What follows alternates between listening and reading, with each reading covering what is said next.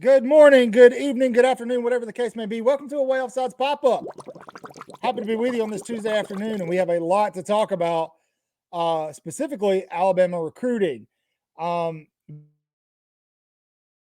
Days in terms of recruiting with the flip of Antonio Coleman and Eric Smith, right? Oh, not just the flip, they flipped to Auburn, right? Then Auburn goes and lands Anquan Fagans. That evening, Alabama wasn't really in the mix, although he visited on the Cold Summer Cookout weekend. But Alabama gets a little bit of good news today in four-star edge Barack Willis, Alabama's first commit to the 2027 season. Now, there's been a lot of talk in the past 24 hours about what's going on with Kalen DeBoer and the state of Alabama. Auburn is winning the state of Alabama right now. And I've even said on our live last night and on other shows, it's a little concerning that Kalen DeBoer is not being more competitive when it comes to what's happening in the state of Alabama and recruiting. But I kind of took a step back and was doing some thinking, doing some reading today, and I came across some information that I feel like kind of puts into perspective what's happening. And there's a master plan here at play. And when you really think about it, it makes sense. Coming into the job, which a lot of people would have told you is an impossible situation for Kalen DeBoer to be successful, and following up Nick Saban, who has had the state locked down for years, 17 years, almost 20 years, to come into that school, those expectations. And let's be honest, Hugh Freeze is a good coach. He's a good recruiter, especially when money's involved. He did it at Ole Miss, but the thing that he wasn't able to do was develop that talent and put it into the NFL, or not the NFL, but turn it into championships. He did put some guys in the NFL when he was at Ole Miss. But so that's going to play itself out in the long run. All right. So what happens next? What's happening next? Obviously, AK Deer's still on the board for Alabama. That's coming. You still got Bama shooting hard for guys like Justice Terry, Khalid Lockett, Ty Jackson, and really anybody else, even if they are verbally committed to other schools, because nobody's signing until December. We keep beating that horse and telling you that, and there's a reason. But this master plan, what does that look like, right? What's happening here?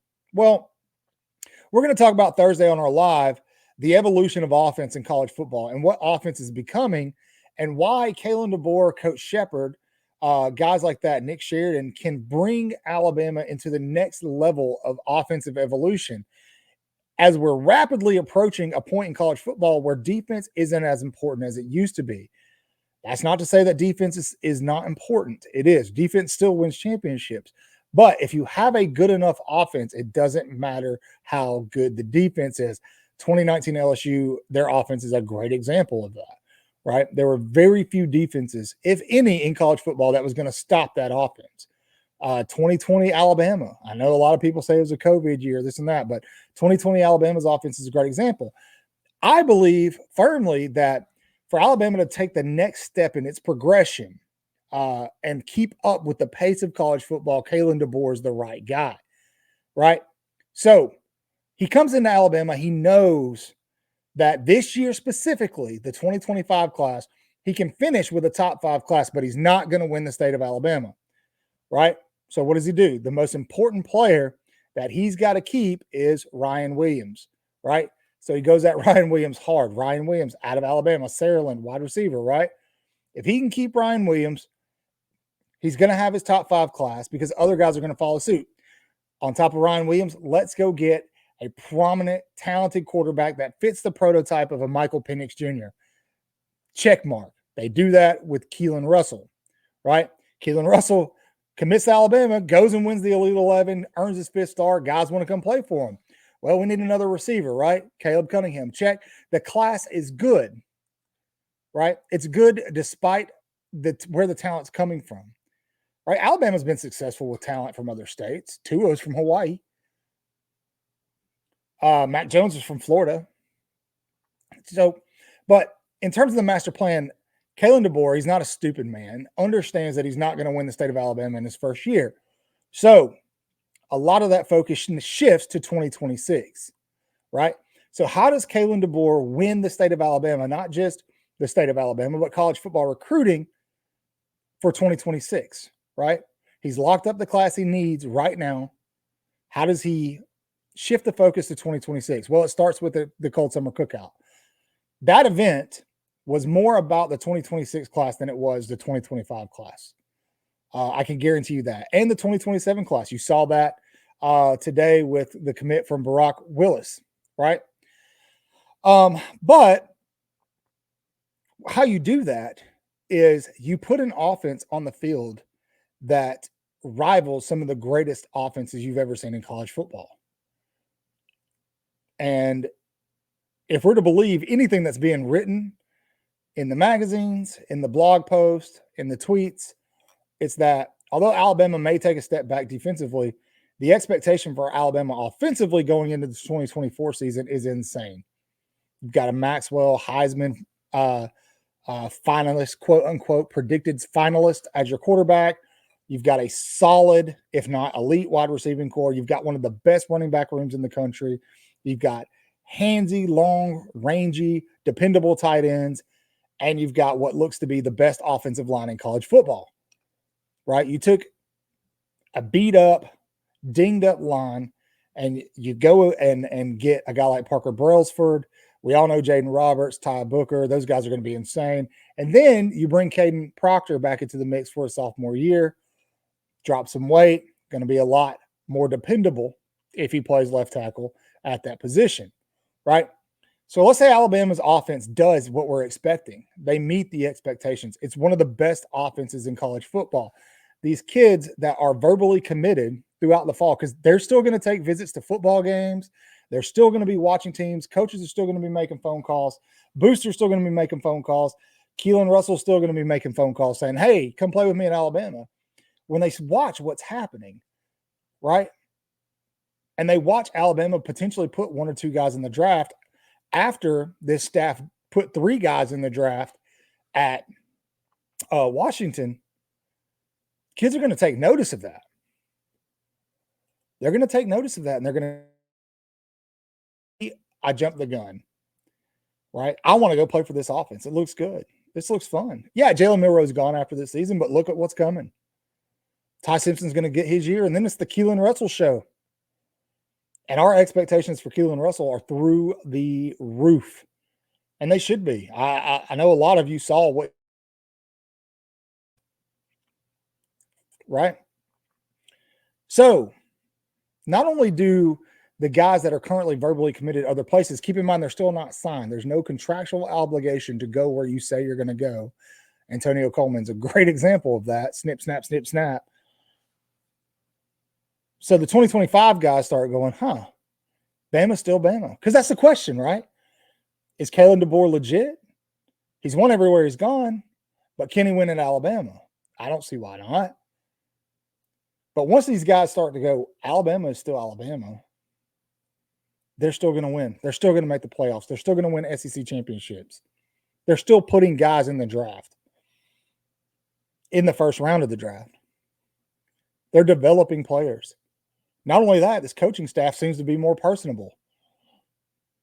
They seem to be more player related.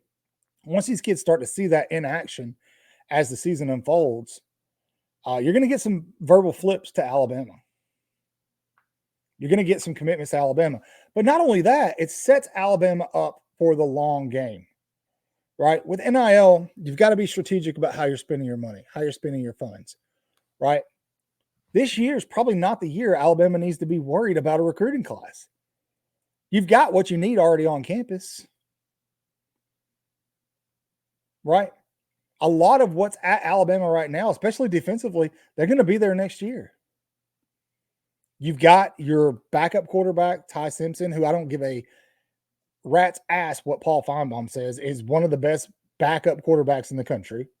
So he's going to be fine next year. You've got a wide receiving core who none of them may draft. They're all eligible for another year. You probably lose Jam Miller. But we all know Justice Haynes is going to be the show, right? So Bama's recruiting, what Kalen DeBoer really needs to do, really has to do in terms of recruiting, starts with the 2026 class, not the 2025 class. So the fact that Alabama is going to finish with a top 3 2025 class, or At worst case scenario, a top 5 2025 class is cherry on top of the sundae. Dan Lanning was talking about ice cream not long ago. I said, ice cream doesn't matter if there's not a sundae on top or a cherry on top. DeBoer's, what will make or break him is his 2026 class, not the 2025 class. And that's interesting. That's interesting because Auburn's able to pull a couple of guys, right? I'm not ragging on Auburn, but when you look at why somebody would go play at Auburn over Alabama, it does not make sense if they've got an offer, unless they're just always been an Auburn fan, or they can play immediately, or they're getting paid a bigger bag, right? Alabama plays for championships more. They have a better draft record than Auburn. Those are facts. I'm not dragging Auburn. I'm not saying that Auburn is a bad program to go play for. I'm saying that Alabama traditionally does more for player development than Auburn does. So why would somebody pick Auburn? Well, it's because of the uncertainty around Kalen DeBoer and the Alabama program. It's rearing its head a little bit, right? How do you fix that? You go out there and you torch SEC defenses all season. And these 2025 guys go, maybe I spoke too soon. And these 2026 guys go, no, that's it. I've seen enough. I'm going to Alabama. I want to be a part of that. That looks fun, especially if you're a wide receiver, running back. I want to go to Alabama. There's a reason AK Deer's like, I'm not going to Ole Miss. Ole Miss needs a running back. They lost theirs. So Kalen DeBoer does have a master plan. And when you take a step back and remove yourself from the emotionality of the rivalry, see that the focus and the necessity isn't on the 2025 class, it's on the 2026 class. And the best way to secure that 2026 class is to go out there and put an A+, high-flying, evolved product on the field in Tuscaloosa. Make the playoff, potentially win the whole damn thing, and sign the #1 class next year. Trust in DeBoer, guys. He's got it figured out. Live show coming up Thursday night. Be there. We're going to talk more in depth about this. I believe Nick Kelly's going to be on this week. We have a ton of stuff to talk about. I don't have the notes in front of me, or else I'd just give you the whole rundown. Also, we've kicked off our membership, upperclassmen, lowerclassmen. This is going to give you access to exclusive interviews, exclusive live content, exclusive recruiting news that other people won't have access to. It'll also give you access to our highlights when we're having lives. We'll highlight your comments. You get priority and your questions over everybody else. Also, the super chats. We help us out. Help us out. You help us grow. We're going to keep bringing you the best content we can and solid takes. So we do appreciate all of you. We love you. Thank you, each and every one of you. And as always, say your prayers, read your Bibles, wash your hands, horns down, beat Auburn and LSU and Tennessee too. Roll Tide.